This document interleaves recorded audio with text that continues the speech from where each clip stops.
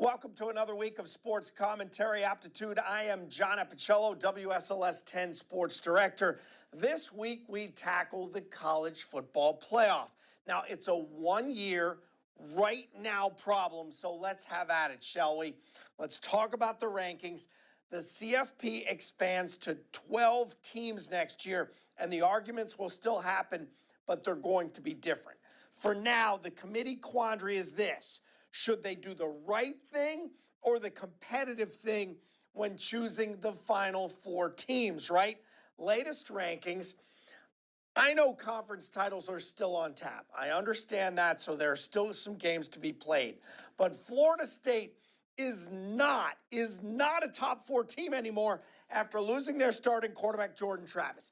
If they somehow scrape by Louisville like they did Florida with a backup quarterback, you do not need to put them in. The reason is simple.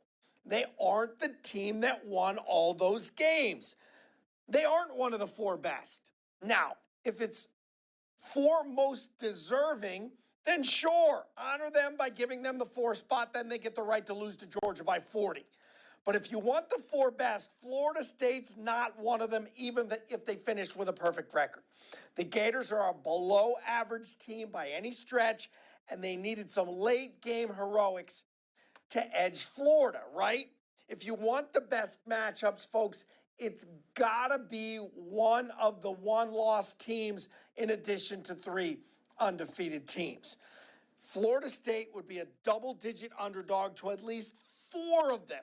It's got to be one-loss Ohio State or one-loss Alabama or a one-loss Texas team or even a one-loss Oregon team. They all have flaws, but they are intact, where the Noles are not. So the question remains, best four or best season accomplishment four? That's what the committee needs to decide. I, for one, would prefer the best four so we get a true national champion, of course, after Saturday's games are played.